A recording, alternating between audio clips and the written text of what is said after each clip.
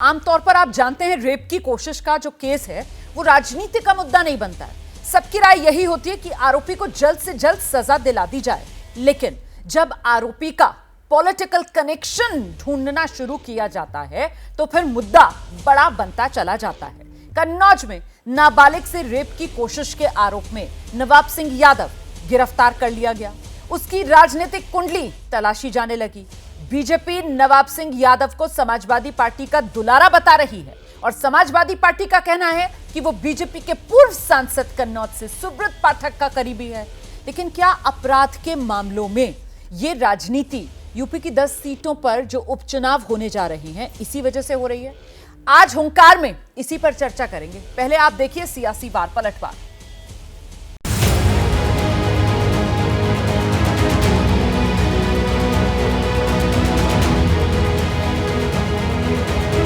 Police और यहाँ के पूंजीपति मिलके ये षड्यंत्र कर रहे हैं। मैं समाजवादी पार्टी के ही नेता हुए और शायर हुए अदम गोंडवी, जिनकी की एक बड़ी प्रसिद्ध पंक्ति है और ये मैं कैविएट लगा के बोल रहा हूँ, ये उनके शब्द हैं, मेरे नहीं है। उतरा है राम राज्यों विधायक निवास, पक्के समाजवादी है तस्कर हो या डकैत, कितना असर है खादी के उजले लिबास। समाजवादी नेता के दिल का दर्द आज की समाजवादी पार्टी के असली डीएनए यानी राजनीतिक डीएनए को बताने के लिए पर्याप्त है। वो समाजवादी है तो उसके सारे फोटो सुब्रत पाठक के साथ क्यों हैं? भाजपा के दोनों पूर्व और मौजूदा जिलाध्यक्ष थाने क्यों जाए गए उसे छुड़वाने? ये जब से लोकसभा हारे हैं केवल हर बात में समाजवादी पार्टी को दोषित करने की रणनीति पर काम कर रहे हैं। तो भाजपा के नजदीक था, वहाँ के सांसद सुब्रत पाठक का क्लासमेट रहा है। सपा का मतलब अपराध, भ्रष्टाचार आदि आदि जितने भी कुकर्म होते हैं वो सब सपा के साथ जुड़े हैं। सपा का चाल चरित्र दिखाई देता है। इनको संरक्षण नहीं मिलना चाहिए, बिल्कुल उचित नहीं है, लेकिन ऐसे लोगों को सपा का संरक्षण मिलता है, ये बहुत दुख की बात है। वो पार्टी में नहीं है, वो समाजवादी पार्टी में थे। उन्होंने समाजवादी पार्टी बहुत पहले छोड़ दी थी और भारतीय जनता पार्टी का वो सहयोग कर रहे थे। अन्य लोगों पर जब आरोप लगता है तो उनके घर गिरा दिए जाते हैं, बुलडोजर चला दिया जाता है। तो यहाँ न्याय का मापदंड अलग है। समाजवादी पार्टी के लोग लिख करके दें कि नवाब सिंह यादव के मकान को गिराया जाए, दम हो तो ये नहीं कहते हैं। अभी भारतीय जनता पार्टी का कोई किसी से चूक हो जाए तो उसके घर गिराने की मांग करेंगे, लेकिन नवाब सिंह यादव की मांग किसी दशा में कोई समाजवादी पार्टी नहीं करेगी। उत्तर प्रदेश में सरकार बहन और बेटियों की सुरक्षा करने में अक्षम साबित हो गई है। आरोप को बचाने के लिए समाजवादी पार्टी के बारे में दुष्प्रचार करने का काम कर रही है। ये वही प्रदेश था जहां पहले दंगे होते थे, न बेटी सुरक्षित थी न व्यापारी सुरक्षित था। कारनामे वही हैं, लेकिन हुलिया बदल करके फिर से आपके सामने बहकाने के लिए आए हैं।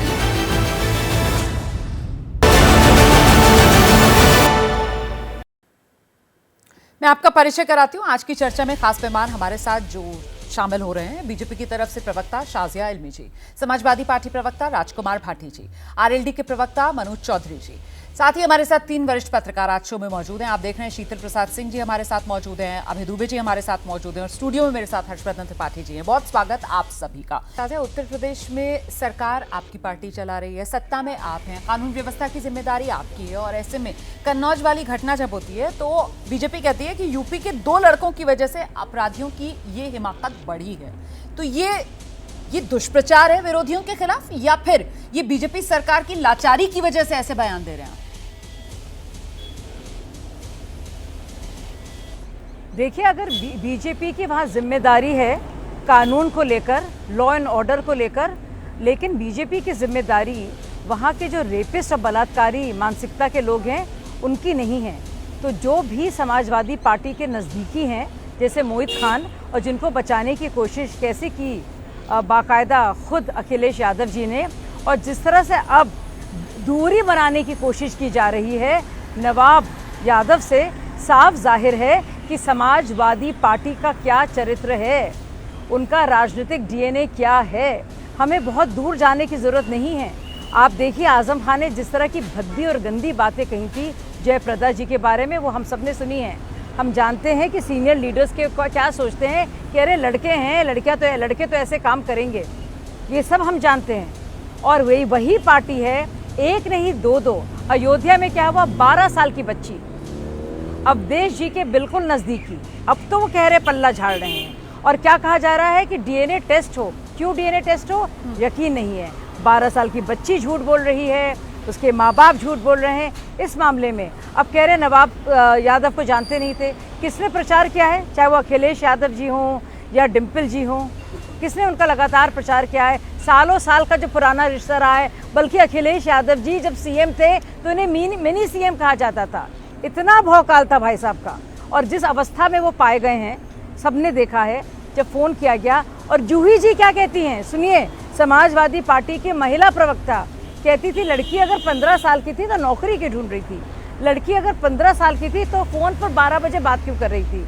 ये आप सोचिए, मतलब आप विक्टिम को, यानी कि जो महिला है उस पर आप इल्ज़ाम लगा रहे हैं, जैसे कि आपने 12 साल की बच्ची पर किया, अब 15 साल की बच्ची पर क्या है। अब बताइए इसमें भाजपा की कानून प्रणाली और लॉ एंड ऑर्डर स्थिति का क्या लेना देना है। ठीक है, मैं जवाब लेती हूँ। नहीं, लेना देना तो है, क्योंकि उत्तर प्रदेश में सरकार तो बीजेपी की है और कानून व्यवस्था की जिम्मेदारी राज्य सरकार की होती है, तो इसलिए बीजेपी सरकार का लेना देना है ना। ये नहीं कह सकते आप कि लेना देना क्या है। लेकिन जो समाजवादी पार्टी को लेकर आपने यहाँ पर सवाल खड़े किए हैं, उस पर मैं जवाब लेती हूँ राजकुमार भाटी जी से। राजकुमार जी, रेप के लिए क्या यहाँ पर कंफ्यूजन है समाजवादी पार्टी में? एक तरफ आप कहते हैं कि साहब जो विक्टिम है उसी को कटघरे में खड़ा करते हैं कि वो क्या कर रही थी बच्ची, दूसरी तरफ आप लोग पल्ला झाड़ने की कोशिश करते हैं उस आरोपी से। कंफ्यूजन है क्या सर समाजवादी पार्टी में? और क्या डीएनए में समाजवादी पार्टी के अपराध ही है जो बीजेपी कह रही है?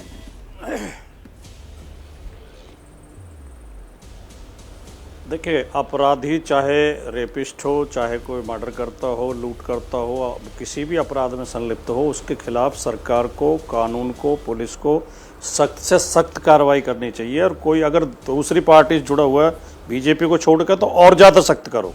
हम किसी अपराधी के बचाव में नहीं है, लेकिन वास्तविकता क्या है, उत्तर प्रदेश में भारतीय जनता पार्टी और उसकी सरकार अपराध नियंत्रण के बजाय विरोधियों को बदनाम करने, विपक्षियों का चरित्रहनन करने और कुछ जाति और धर्म के लोगों को विशेष तौर पर बदनाम करने के कुचक्र में हर समय लगी रहती है।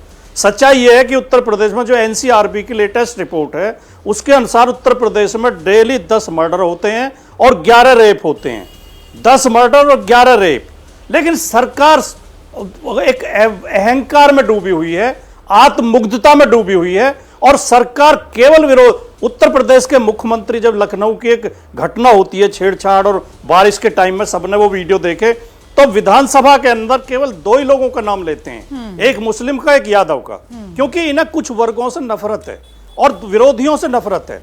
जबकि उसमें 16 लोग अरेस्ट होते हैं, उसमें कई जातियों के लोग होते हैं, किसी का नाम मुख्यमंत्री नहीं लेते। नहीं, आप जिस बात का जिक्र कर रहे हैं वो तस्वीरें हमने भी निकलवाई हैं। बचाने के प्रोड्यूसर से कहूंगी जरा वो तस्वीरें चलवाइए। वो तस्वीरें हैं। आपने जो पॉइंट रखा सर, ये इंपॉर्टेंट पॉइंट है और इसको लेकर एक बार शाजिया को जरा जरूर जवाब देना चाहिए। शाजिया, क्योंकि यहीं विपक्ष की आवाज जो है वो मजबूत होती है, क्योंकि ये लखनऊ वाला मामला। आ रही हूं सर, दोबारा आपके पास ही आऊंगी। यहां पर आरोपियों की लंबी फहरिस्त, लेकिन विधानसभा में जब मुख्यमंत्री नाम लेते हैं तो वो किन 2 युवकों का नाम लेते हैं?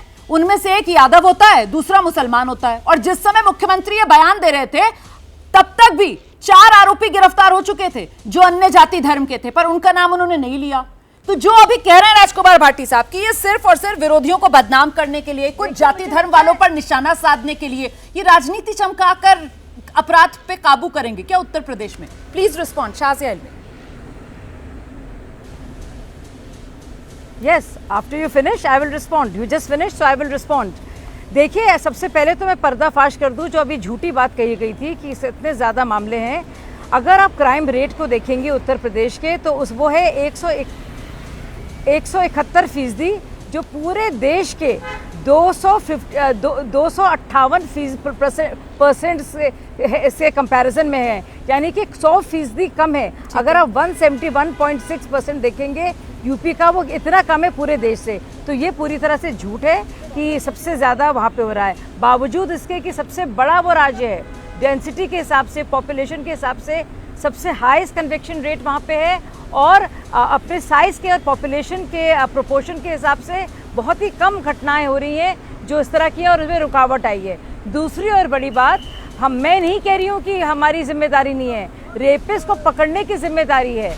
मैं कह रही थी कि जो रेप कर रहा है उसकी जिम्मेदारी हमारी नहीं है, लेकिन जो अगर रेपिस्ट बाकायदा उनके क्लोज कनेक्शन है, उनको शेयर दी जा रही है, पॉलिटिकल पेट्रनेज मिला है, ऊपर वाले साथ बैठे हैं, और दुस्साहस वही कर सकता है इंसान जिसको कोई बचाने वाला हो।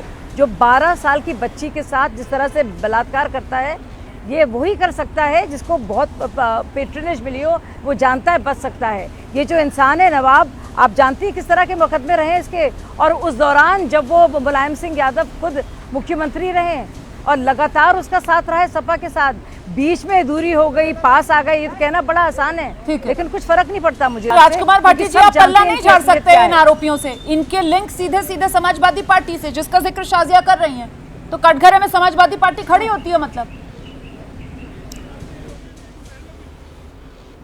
रोमाना जी, ना तो आपके सवाल का जवाब साजिया जी ने दिया, ना मेरे सवाल का दिया। ये जलेबी की तरह गोल गोल घुमाती रहेंगे, ये भारतीय जनता पार्टी का असली चरित्र है। मैंने ये नहीं कहा कि उत्तर प्रदेश में सबसे ज्यादा रेप, मैंने संख्या बताई, 10 रेप रोजाना, 11 रेप और 10 मर्डर। एनसीआरबी के आंकड़े आप उठा कर देखिए, वेबसाइट पे मौजूद है। उत्तर प्रदेश में जो लेटेस्ट जो रिपोर्ट आई है उसके अनुसार एक साल में 3,491 हत्या हुई।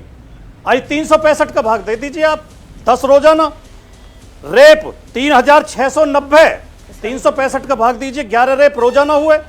महिलाओं के अपहरण 40 रोजाना।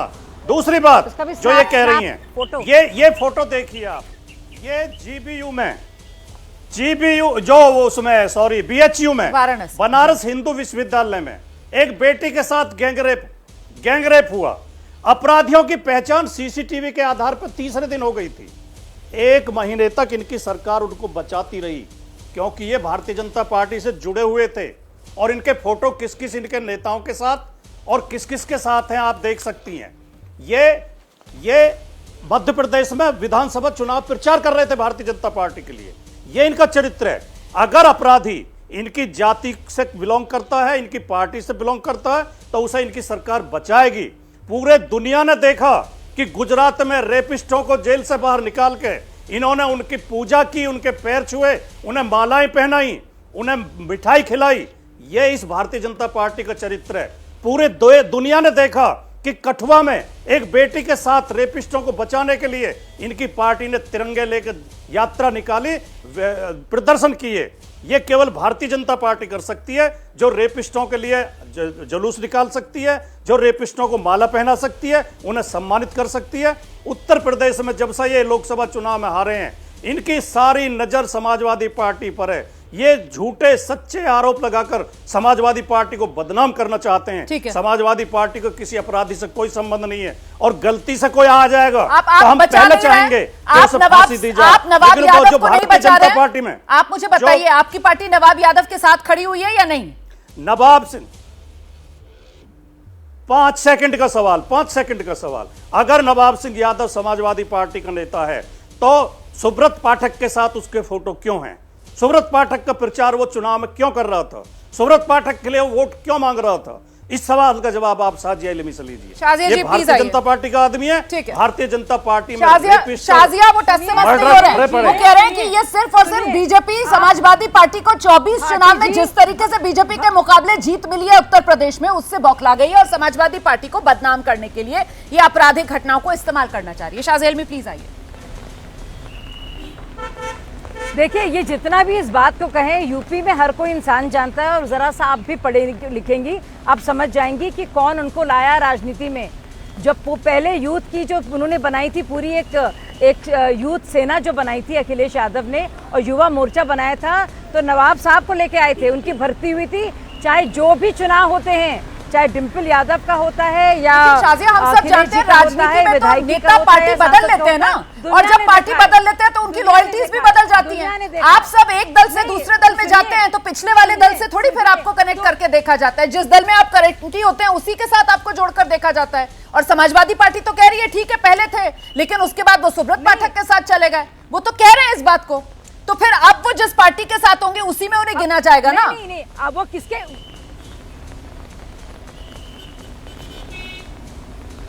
वैसे तो अखिलेश यादव लगातार राहुल गांधी जी का मजाक उड़ा रहे थे और कह रहे थे उनके साथ नहीं जाएंगे। वो तो मैं आसानी से कह सकती हूँ, कभी इसके साथ चले जाते, कभी उसके साथ। वैसे तो मैं भी कह सकती हूँ बृजभूषण जी कितने क्लोज थे अखिलेश यादव जी। सारे पूरा दुनिया जो बात कर रही थी बृजभूषण की, उसकी तो तारीफ अखिलेश यादव ने की है। उसका जवाब क्या है आपके पास?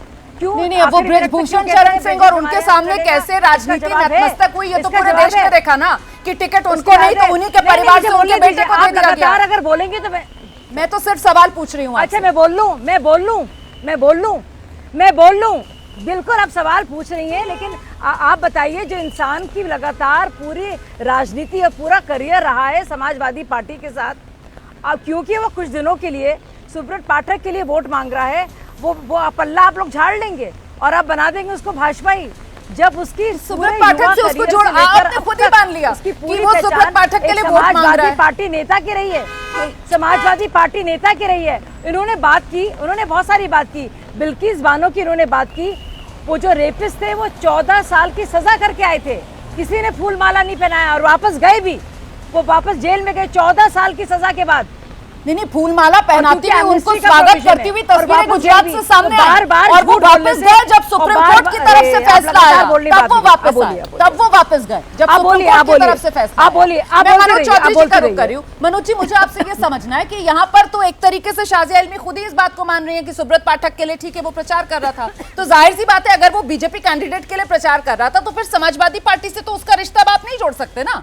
यहां पर तो हम सब जानते हैं किस तरीके से नेता, मैं नाम क्या ही लूं, कितने ऐसे नेता हैं एक पार्टी से दूसरी पार्टी, तीसरी पार्टी, पहले किसी पार्टी में थे और उसकी सरकार में मंत्री थे, फिर दूसरी पार्टी में चले गए, उसकी सरकार में सांसद मंत्री सब बन जाते हैं, तो उन्हें पिछली पार्टी से जोड़कर देखा जाएगा। मनोज जी। रोमिना मैम, अभी मैं राजकुमार भाटी जी की बात सुन रहा था और आप लोगों की भी सुन रहा था। मैं आपको एक फोटो दिखाता हूँ। इसी लोकसभा के चुनाव में यही जो नवाब सिंह है, ये दोनों लड़के उत्तर प्रदेश के जो थे उनके साथ में थे दोनों। यदि ये कैमरा दिखा पाएंगे, इसी लोकसभा के चुनाव अखिलेश का प्रचार किया था, इन्होंने प्रचार किया था, तो ये तब भाजपा में तो थे नहीं। हाँ। अभी मेरे भाई राजकुमार भाटी जी बैठे हुए हैं, एक बार डबल गेम खेल रहे थे, मतलब ये सुब्रत पाठक का भी प्रचार कर रहे थे और ये अखिलेश के साथ भी थे। 2019 तक तो ये समाजवादी पार्टी के साथ थे और 2017 में ये दो लड़के जब चुनाव लड़े थे तो 2017 में इन दो लड़कों के साथ भी ये थे। बिल्कुल सही कह रहे हैं। ये 2024 का है, ये 2024 का है।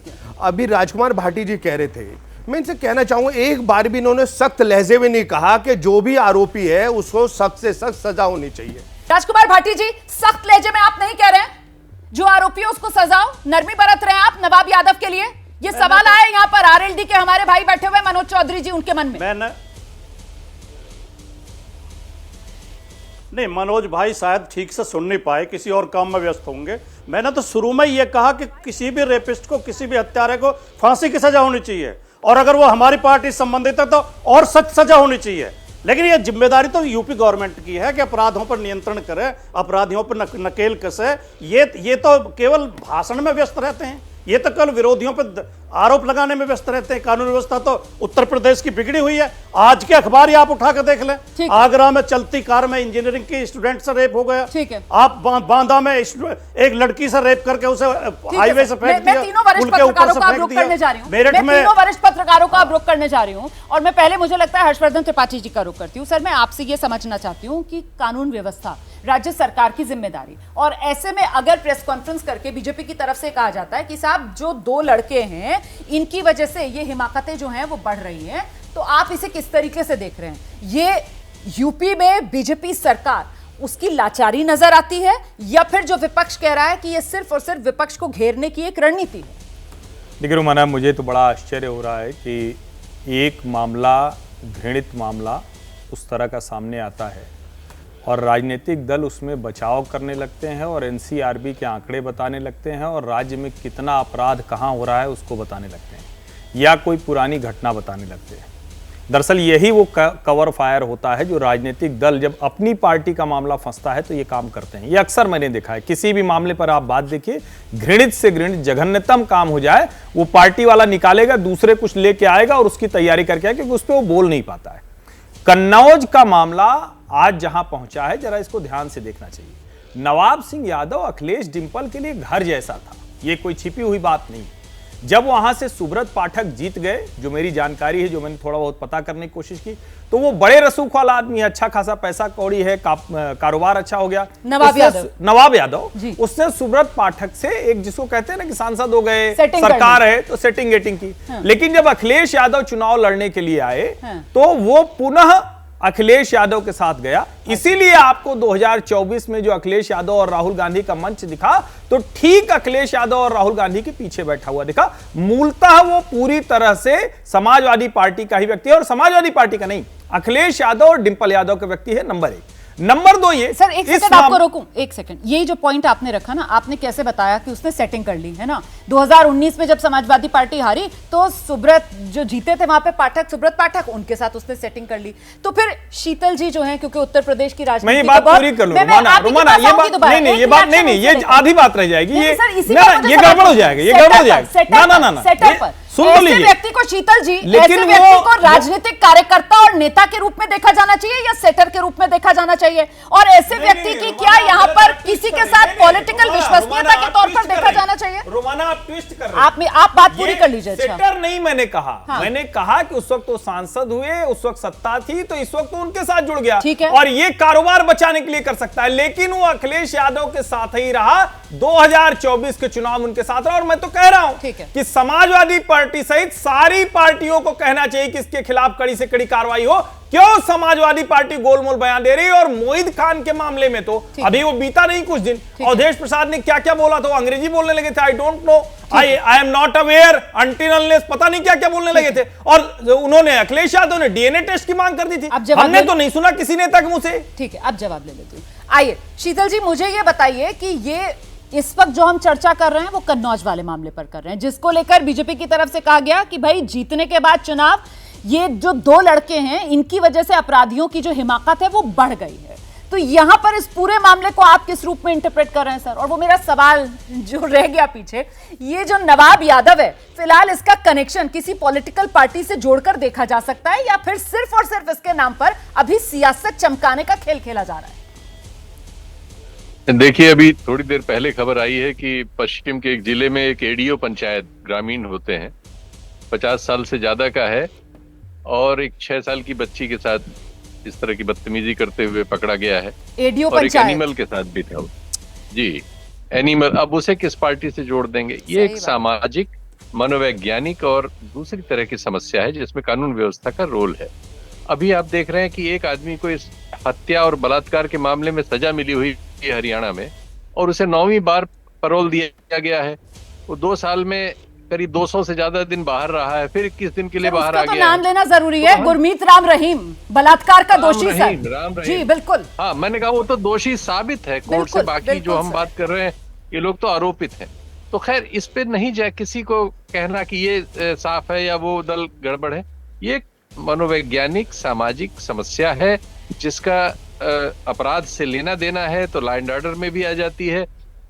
अब ये पूरे देश में ये समस्या है, कम ज्यादा अलग अलग राज्यों के आंकड़े आते रहते हैं। आंकड़े कैसे बनते हैं? अभी 3 दिन पहले एक स्त्री जो अपनी शिकायत पुलिस में दर्ज नहीं करा सकी थी और मुख्यमंत्री के घर के आगे उसने आग लगा ली थी, उसकी मृत्यु हुई है जलने से। उत्तर प्रदेश में ऐसी दर्जनों मामले हैं जिनमें उनकी शिकायतों पर, जो ज्यादातर छेड़खानी और बलात्कार वगैरह के हैं, जिनमें मुकदमे दर्ज नहीं हुए और उन लोगों ने अपने शरीर पर आग लगा ली शिकायत दर्ज कराने के लिए या जांच पूरी कराने के लिए या अपराधियों को पकड़े जाने के लिए। तो हमारी जो व्यवस्था है उसमें बहुत ऐसी चीजें हैं जिनको एड्रेस करने की जरूरत है। एक दूसरे पे आरोप ये हमें कहीं नहीं पहुंचाएंगे, क्योंकि सब जगह सब लोग शामिल हैं और सबको, जैसा अभी आप इनकी चर्चा ही हो रही है जिनकी कि कल वो सपा में थे, आज बीजेपी में है, नाम में यादव लगा है तो सपा से जोड़ने में जरा सा आसानी हो जाती है, जैसा मुख्यमंत्री जी सदन में कर चुके हैं, जबकि वहां दर्जनों लड़के थे जो आपने दृश्य भी दिखाया। तो ये राजनीति इसका दरअसल हल नहीं है। कोई भी होगा, आंकड़ों में बाजीगरी वगैरह की जा सकती, की जाती है। प्रशासन एफआईआर ही नहीं करता, बहुत सारे लोगों की, गरीब लोगों की नहीं होती, कमजोर लोगों की नहीं होती। और उत्तर प्रदेश जैसे राज्य में जहां इस बारे में शिकायत है कि ये पुलिस स्टेट बन गया है, वहां तो ये बहुत मुश्किल है। ठीक है सर। अब सर मैं आपसे ये समझना चाहती हूँ कि ये जो नवाब यादव है जिसको लेकर फिलहाल हम यहाँ पर चर्चा कर रहे हैं, ये कोई दूध का धुला तो है नहीं सर। कितने इस पर आपराधिक मामले हैं, और ऐसे में महत्वपूर्ण ये हो जाता है कि अगर किसी आरोप में ये घिरता है तो इस पर एक्शन हो सीधे सीधे। लेकिन इसके जरिए कहीं ना कहीं ये जो एक राजनीतिक बिसात बिछाई जाती है और सियासी आर पार शुरू हो जाता है, ये क्या एक नया ट्रेंड देखने के लिए मिल रहा है या फिर इस ट्रेंड को किस तरीके से समझा जाए, ये प्लीज बताइए आप।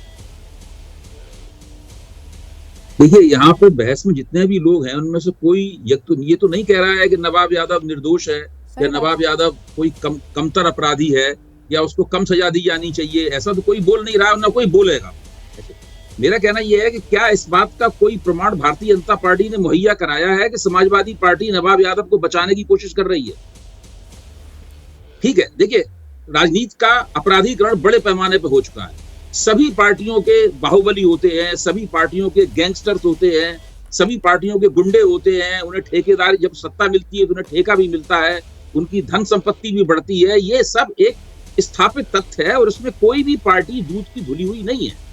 मैं ये जानना चाहता हूं कि नवाब यादव का किसी भी पार्टी से संबंध रहा हो, क्या समाजवादी पार्टी से मालूम? हम मान लेते हैं ये बात कि वो अभी अखिलेश यादव और डिंपल यादव का प्रचार कर रहा था, मैं इस पे कोई बहस नहीं करना चाहता, ठीक है, मैं मान लेता हूं उस बात को। लेकिन क्या अखिलेश यादव, डिंपल यादव या समाजवादी पार्टी के किसी व्यक्ति, उसके हमदर्द, कोई भी उसका जो भी पैरोकार हो, उसने क्या नवाब यादव को बचाने के लिए कोई कदम उठाया है या कोई कोशिश की है, कोई सिफारिश पहुंचाई है?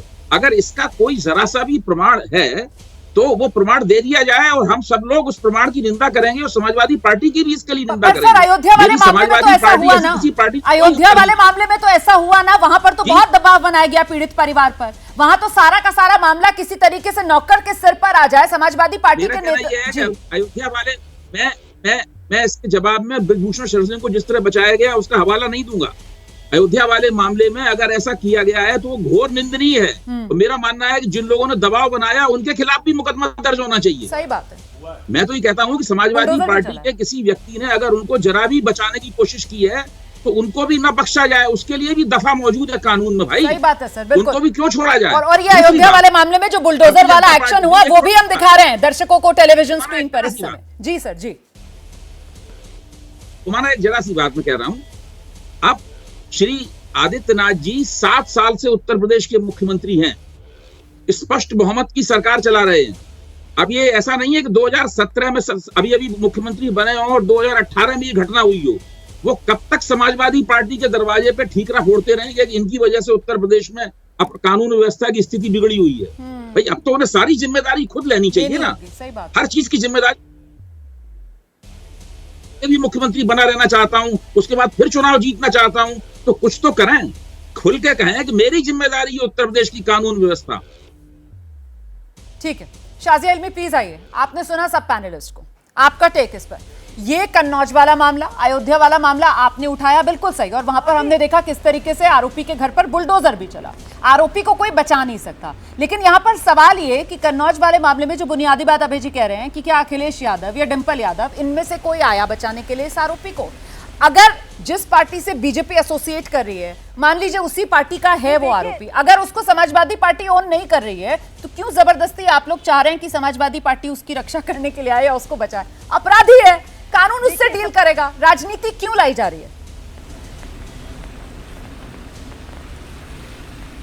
तो यही सवाल मैं पूछ सकती हूँ, जब और मामलों में कानून डील कर रहा होता है तो आप उसको राजनीति से जोड़ते हैं, लेकिन जब बात आती है आपके ऊपर, आप उसको कहते हैं अरे कानून का अपना काम कर रहा है, क्यों हम इसे पॉलिटिक्स से जोड़ रहे हैं? It works both ways. और देखिए, कुछ लोग जो हैं वो हमेशा जनरल बात करेंगे, वो चाहते नहीं मुद्दे की गहराई तक जाना। तो वो चाहेंगे भी हर जगह होता है, यहाँ पे भी हुआ, वहाँ पे भी हुआ, यहाँ पे तो कोई पॉलिटिशियन था ही नहीं लेकिन तब भी हुआ। तो देखिए, ये बहुत आसान तरीका है बचने का, लेकिन सच तो ये है कि जो भी पॉलिटिकल क्लास में हो, जो भी पार्टी में हो, और जिसको पॉलिटिकल पेट्रोनेज मिल रहा हो, जिसका रसूख हो, जिसका पावर हो, जिसका दबदबा हो, वो दुस्साहस करता है तो जाहिर सी बात है किसी बिना पर करता है और उसको रोकने की जरूरत है। अगर हम आम प्रवृत्ति की बात कर रहे हैं, राजकुमार भाटी जी, तो क्या यहाँ पर पहले मोहित और उसके बाद नवाब, क्या यहाँ पर अखिलेश यादव पर दबाव है कि एक के बाद एक आप ही की पार्टी से जुड़े हुए लोग जिनके कनेक्शन सामने आ रहे हैं? शाजिया लगातार बोल रही है, जरा कनेक्शन जुड़वाइए उनसे दोबारा। ठीक है, आइए राजकुमार भाटी जी। देखिए, शाजिया जी और हर्षवर्धन त्रिपाठी दोनों ने एक सवाल उठाया, मैं उसका जवाब देता हूं कि हमने किसी अपराधी के पक्ष में बयान नहीं दिया है। ना अपराधी के प्रति कोई सहानुभूति है। हमने उस आरोप का जवाब दिया कि भारतीय जनता पार्टी ये कह रही है कि ये समाजवादी पार्टी, अब साजिया जी कह रही है कि राजनीतिकरण ना किया जाए। राजनीतिकरण तो बीजेपी कर रही है। घटना हुई उसके तुरंत बाद बीजेपी की तरफ से लगातार बयान आ गए, समाजवादी पार्टी का डीएनए खराब है, सारे रैपिस्ट सारे क्रिमिनल समाजवादी पार्टी में भरे हुए हैं। तो हमारा उस बात पर फोकस है कि अपराधों को नियंत्रण करने के बजाय आप विपक्षियों का चरित्रहनन करने में लग जाते हैं, झूठे आरोप लगाते हैं, उससे बचा जाए। हम केवल उसमें अपनी सफाई दे रहे हैं। अपराधियों के खिलाफ आप सख्त से सख्त कार्रवाई कीजिए। हम शुरू से मैं कह रहा हूं, हमारी पूरी पार्टी कह रही है किसी अपराधी के प्रति हमें कोई सहानुभूति नहीं। ठीक है, मनोज चौधरी जी सुन लिया आपने, वो कह रहे हैं कोई सहानुभूति नहीं है हमें किसी अपराधी से। वो कह रहे हैं लेकिन ये जिस तरीके से अपराध के मामलों में और कोई मुद्दा नहीं मिलता है, आप विपक्ष पर निशाना साधने लगते हैं, तो राजनीति तो एनडीए की तरफ से शुरू होती है ना, आप भी साथी हैं एनडीए में। मुझे एक सेकंड का मौका दीजिए। राजकुमार भाटी जी ने पहले कहा तो मैं उनकी बात का जवाब दे दूं कि हम लोग तो व्यस्त हैं इधर उधर। माननीय भाटी जी, हम लोग व्यस्त हैं लोगों की शिकायतें उनका सहयोग करने के लिए, न्याय देने के लिए। हम लोग इधर, आप लोग हथियारों में, बलात्कारियों में, गुंडों में जाति और धर्म ढूंढ लेते हैं। अभी इन्होंने एक और बात कही, अभी तक भी कोई भी समाजवादी का बड़ा नेता, कोई भी बड़ा नेता ये नहीं कह पाए कि इसके खिलाफ सख्त से सख्त कार्रवाई होनी चाहिए। जो बलात्कारी अयोध्या मामला हो, ये कि इनके खिलाफ सख्त से सख्त कार्रवाई। गोलमोल बातें ये राजकुमार भाटी जी करके और उन्हें बचाने का प्रयास करें। अरे कहिए ना कि उनके खिलाफ सख्त से सख्त कार्रवाई होनी चाहिए। आप एनसीबी के आंकड़े ये दीजिए, वो आप कहिए ना कि उनके खिलाफ सख्त से सख्त कार्रवाई होनी चाहिए, फांसी पर लटका देने चाहिए। ऐसे नहीं कहेंगे वो आंकड़े गिना रहे हैं, एनसीपी के आंकड़े, ये आपके टाइम के आंकड़े आपको याद नहीं है क्या? समाजवादी के टाइम आपके बड़े नेताओं के आपको बयान याद नहीं हो जाता है। अब है सर, यहाँ पर विपक्ष के मुंह से ये कहलवाना ही क्यों? और वो तो कह रहे हैं, अब आप ना सुनना चाहें अलग बात है। क्या ये ज्यादा जरूरी नहीं है कि जो अपराधी है वो कानून के दायरे में लाया जाए और उसको जल्द से जल्द सख्त से सख्त सजा दी जाए? अभय जी, आरोपी होता है ये कहना, अगर आप भी पूछेंगे किसी राजनीतिक पार्टी के प्रवक्ता से पूछेंगे, वो आपसे, आप जो चाहते हैं उससे भी ज्यादा कड़ी भाषा में ये बात कह देगा। और भाटी जी इस बात को 2 बार कह चुके हैं। हाँ। वो तो बेकार की बात सी हो रही है यहाँ पर। मेरा कहना है कि उत्तर प्रदेश की सरकार अगर वास्तव में कानून व्यवस्था की उसे फिक्र है, तो वो चाहे नवाब यादव हो या और कोई यादव हो या कोई भी हो, उनको सख्त से सख्त सजा दिलवा के दिखाए ताकि लोगों को इबरत हासिल हो सके। ये महत्वपूर्ण है सर।